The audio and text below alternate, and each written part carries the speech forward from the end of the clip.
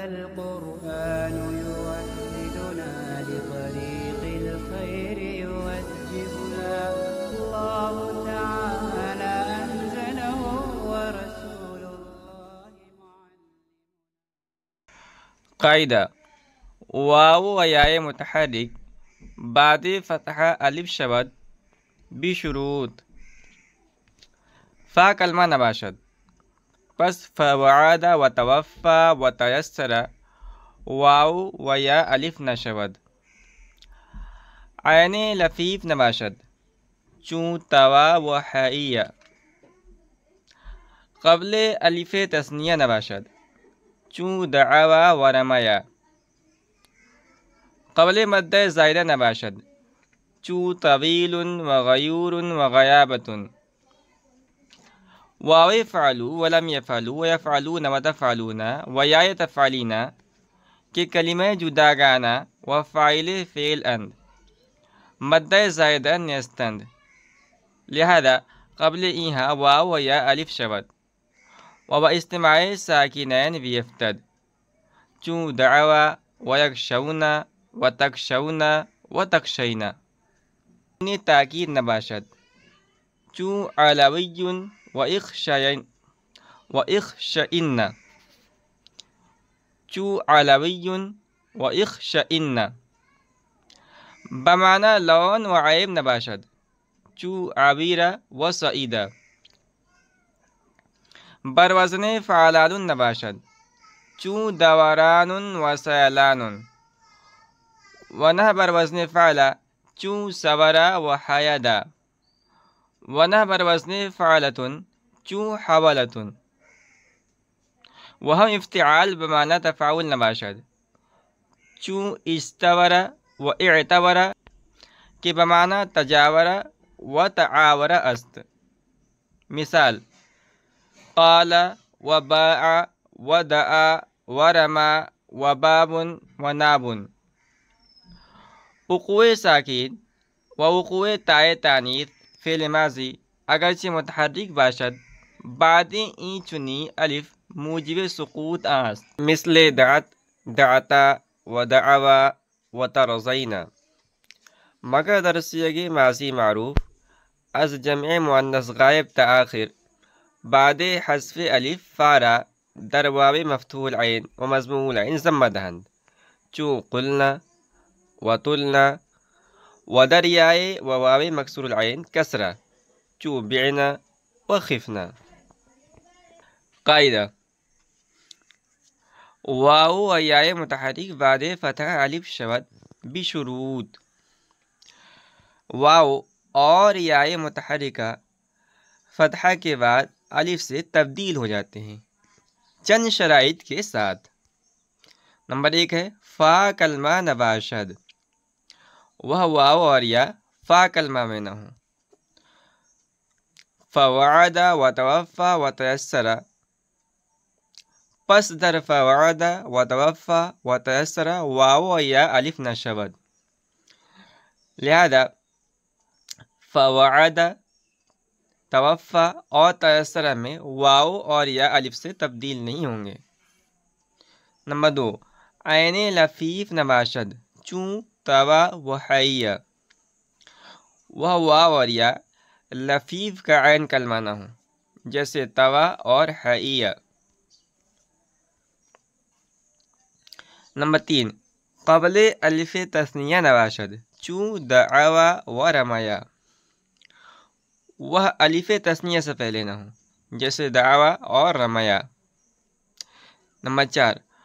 قبل مد زائدہ نباشد چون طویل و غیور و غیابۃ مد زائدہ سے پہلے نہ ہوں جیسے طویل غیور اور غیابۃ مصنف فرماتے ہیں کہ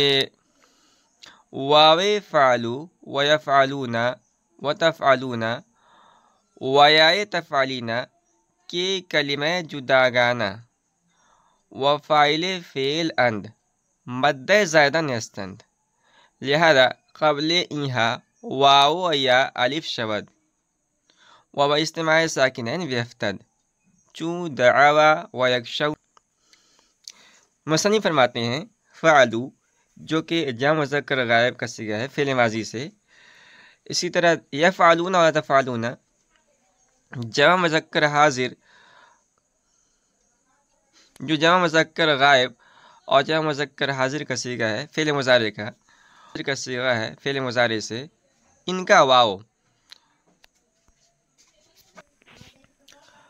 اور تفعلین جو کہ واحد مؤنث حاضر کا صیغہ ہے، تو تفعلین کی یا کہنا کہ یہ علیحدہ کلمہ اور فعل کا فاعل ہے، لہذا یہ واو اور یا مد زائدہ نہیں ہے، لہذا ان سے پہلے واو اور یا الف ہو جاتے ہیں اور اجتماع ساکنین کی وجہ سے گر جاتے ہیں، جیسے دعوا اور یکشونا، تکشونا، تکشینا۔ پانچویں شرط ہے کہ قبل یائے مشدد و نون تاکید نباشد چوں علوی و اخشین، یہ واو اور یا یائے مشدد اور نون تاکید سے پہلے نہ ہوں، جیسے علوی اور اخشین۔ چھٹی شرط ہے کہ بمعنی لون و عیب نباشد چوں عاویرہ و سعیدہ، یہ واو اور یا جس کلمے میں ہو وہ کلمہ رنگ و عیب کے معنی میں نہ ہو، جیسے عاویرہ اور سعیدہ۔ نمبر 7 پر ہے بروزن فعلان نباشد چوں دوران و سیلان و نہ بروزن فعلا چوں سورا و حیدا، کہنا ہے کہ وہ کلمہ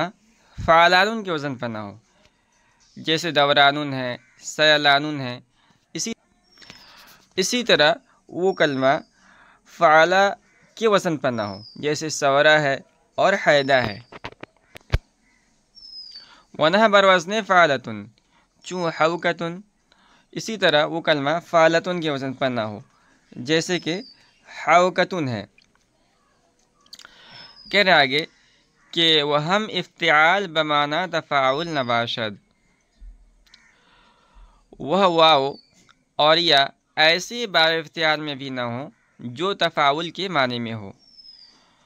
چوں اجتورا و اعتورا کے بمعنی تجاوزہ و تعاورہ است، جیسے کہ اجتوزہ ہے اور اعتورہ ہے، اجتوزہ اور اعتورہ ہے، اس میں اجتوزہ یہ تجاوزہ اور اعتورہ یہ تعاورہ کے معنی میں ہے۔ یہ شرائط یہ پوری ہو گئی۔ مثال قال و باع و دعا و رما و باب و ناب، مثال قال، مثال لے رہے ہیں جیسے قال، باع، دعا، رما، باب اور نابن ہے۔ وقوع ساکن و وقوع تائے تانیث فعل ماضی اگرچہ متحرک باشد ای چنی الف موجب سقوط است، مثل دعت، دعتا، مثل دعت، دعتا، دعو و ترزینا۔ کہہ رہے کہ اس جیسے الف کے بعد کسی ساکن کا واقع ہونا یا فعل ماضی کی تائے تانیث کا واقع ہونا، اگرچہ وہ تائے تانیث متحرکہ ہو، یہ اس الف کے گرانے کا موجب اور باعث ہوتا ہے۔ مثال جیسے دعت ہے، دعتا ہے، دعو ہے، ترزینا ہے، مگر در صیغ ماضی معروف از جمع مؤنث غائب تآخر بعد حذف الف فارا و در ضمہ دہن چو قلنا و تلنا و دریائے و مکسور العین و دریائے و واو مکسور العین کسرہ چو بعنا و خفنا۔ مگر ماضی معروف کے صیغوں میں جمع مؤنث غائب سے لے کے آخر تک تمام صیغوں میں الف کو حذف کرنے کے بعد اجوف واوی مفتوح العین اور مضموم العین میں فا کلمہ کو ضمہ دے دیتے ہیں، جیسے قلنا، تلنا، اور اجوف وائی اور اجوف یائی اور اجوف واوی مکسور العین میں فا کلمہ کو کسرہ دے دیتے ہیں، جیسے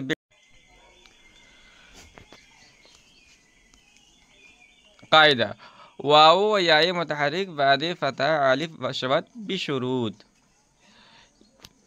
یہ قاعدہ نمبر 7 ہے اور اس کو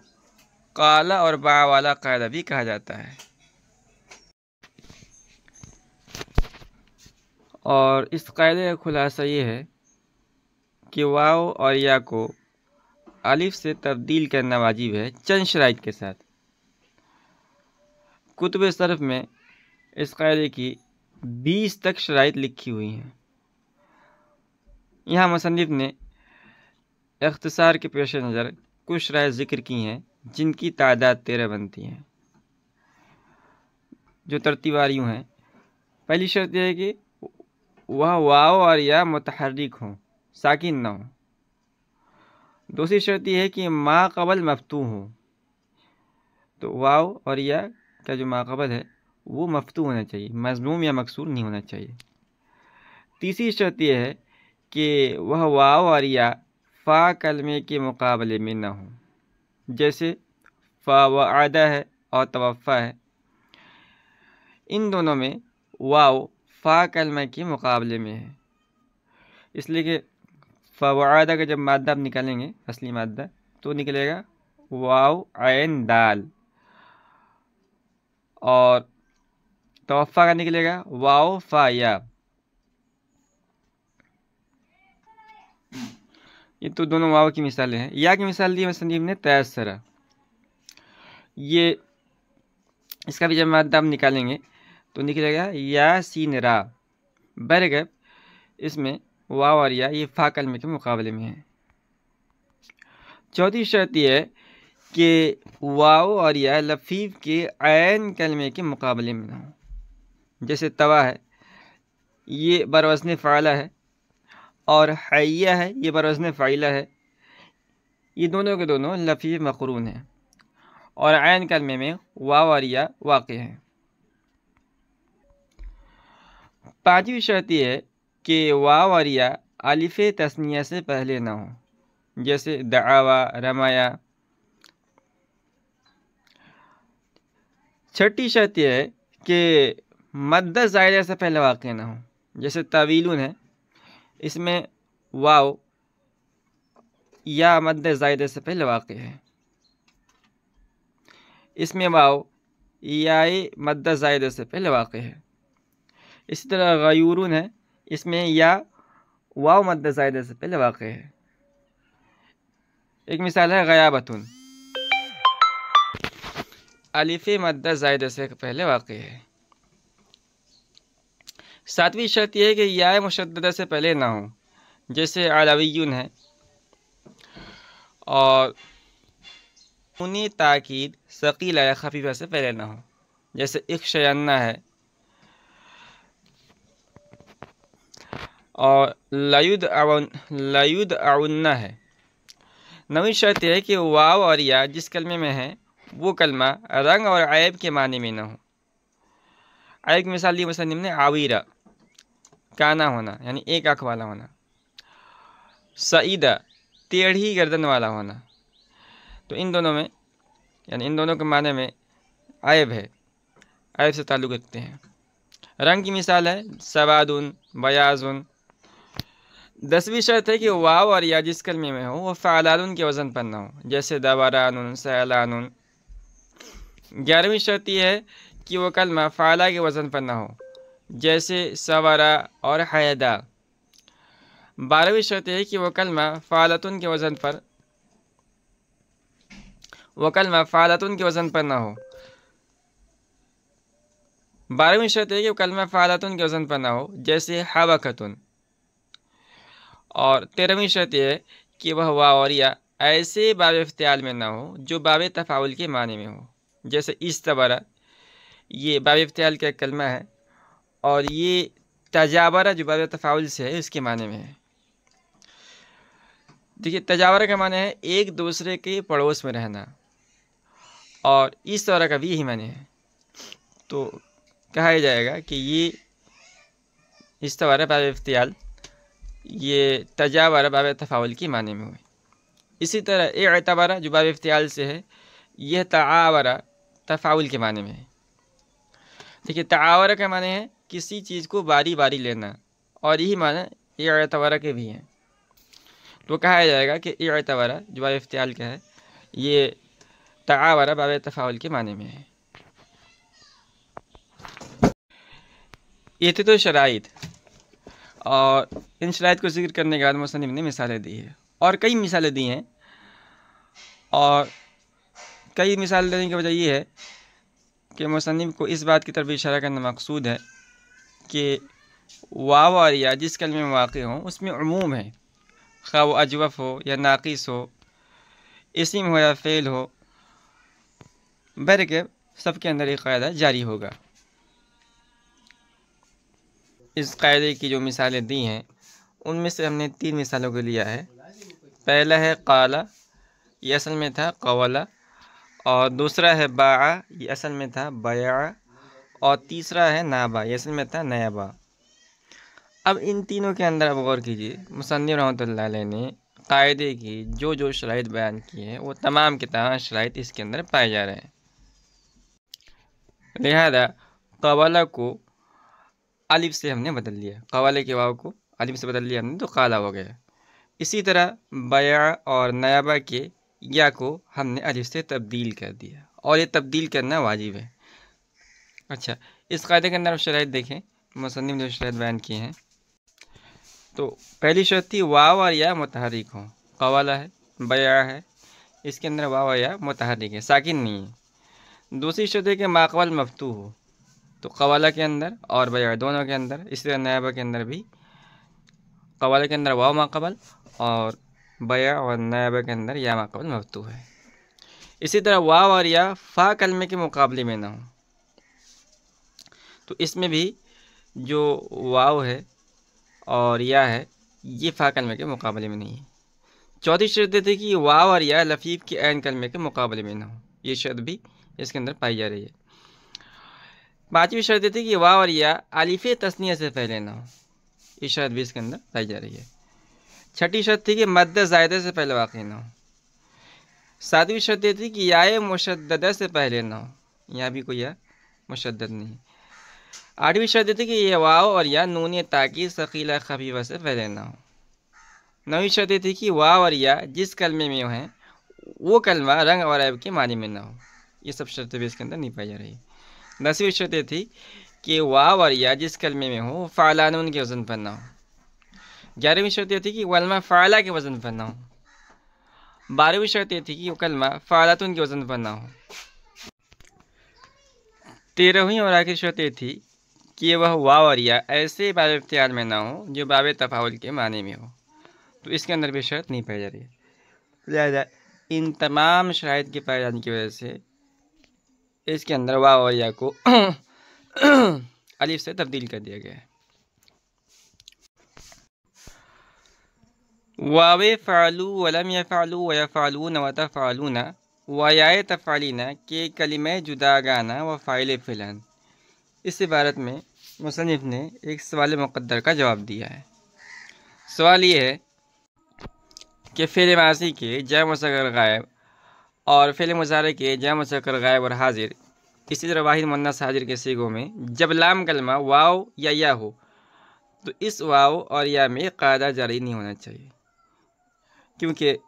اس واو اور یا کے بعد مدہ زائدہ ہوتا ہے، جبکہ آپ نے جو قاعدے کی شرط بیان کی اس میں سے شرط نمبر 7 آپ نے بیان کیا تھا کہ واو اور یا مدہ زائدہ سے پہلے نہ ہو، لیکن اس شرط کے نہ ہونے کے باوجود ان مذکورہ صیغہ جات میں لام کلمہ کا واو اور یا اس قاعدے کے مطابق الف سے تبدیل ہوتے ہیں اور پھر التقاء ساکنین سے گر جاتے ہیں۔ جمع مذکر غائب فعل ماضی کی مثال ہے، جیسے دعوا، یہ اصل میں تھا دعاؤ، اس میں واو متحرک ما قبل مفتوح کے بعد واو مدہ زائدہ موجود ہے، اس کے باوجود لام کلمے کا واو الف سے تبدیل ہوا، پھر التقاء ساکنین ہوا الف اور واو کے درمیان، پھر آپ نے الف کو حذف کر دیا۔ مصنف نے اس سوال کا جواب دیتے ہوئے فرمایا کہ ان مذکورہ صیغوں میں لام کلمے کے بعد جو واو اور یا ہے یہ مدہ زائدہ نہیں ہے، اس لیے کہ مدہ زائدہ سے مراد یہاں پر وہ حروف مدہ ہیں جو محض مدہ ہونے کی حیثیت سے زائد ہو، کسی معنی پر دلالت نہ کرتا ہو اور اس کا ساکن ہونا لازمی ہو، اس پر حرکت نہ آتی ہو، اور مذکورہ صیغوں میں جو واو اور یا ہیں ان کی وضع صرف مدہ ہونے کی حیثیت سے نہیں ہے، بلکہ اصلاً یہ معنی پر دلالت کرنے کے لیے موضوع ہیں۔ مثال کے طور پر واو ہے، واو یہ جمعیت پر، اور یا یہ معنی تانیث پر دال ہے، اور اس واو اور یا پر حرکت بھی آتی ہے۔ بہرکیف یہ واو اور یا یہ مد زائدہ نہیں ہے، بلکہ مستقل الگ الگ کلمہ اور ضمیر فاعل ہے، اس لیے یہ قاعدہ جاری ہوا ہے۔ یہ بات بھی یہاں پوری ہو گئی۔ آگے مصنف نے وقوع ساکن وقوع تائے تانیث فعل ماضی اس عبارت کے اندر بیان فرمایا ہے کہ قالا اور با والا قاعدہ کے مطابق جو الف واو اور یا سے بدلا ہوا ہو، اگر اس الف کے بعد کوئی ساکن واقع ہو یا فعل ماضی کی تائے تانیث واقع ہو جائے، اگرچہ وہ تا متحرک کیوں نہ ہو، تو اس صورت میں الف اجتماع ساکنین کی وجہ سے گر جاتا ہے۔ مثال دی مصنف نے، جیسے دعوت ہے، یہ اصل میں تھا دعوت، اس قاعدے کے مطابق واو الف سے بدلا تو دعات ہوا۔ اب الف کے بعد ماضی کی تائے تانیث ساکنہ واقع ہے،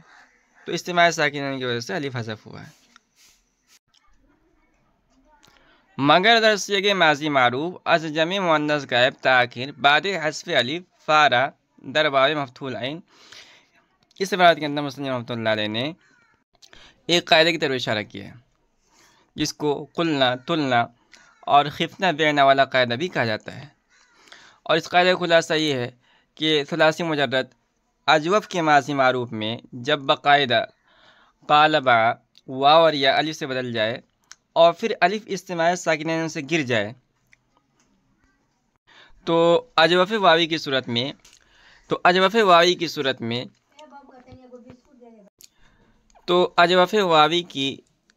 میں واو اگر مفتوح یا مضموم ہو تو جمع مؤنث غائب کے صیغے سے لے کے آخر تک ماضی کے تمام صیغوں میں فا کلمہ کو ضمہ دیا جاتا ہے تاکہ ضمہ واو کے حذف ہونے پر دلالت کرے، اور اگر واو مکسور ہو تو فا کلمہ کو کسرہ دیا جاتا ہے تاکہ فعل ماضی کے مکسور العین ہونے پر دلالت کرے۔ اسی طرح اجوف یائی کی صورت میں بھی فا کلمہ کو کسرہ دیا جاتا ہے، خواہ یا پر کوئی بھی حرکت ہو۔ یا کی صورت میں کسرہ اس لیے دیا جاتا ہے تاکہ کسرہ یا کے حذف ہونے پر دلالت کرے۔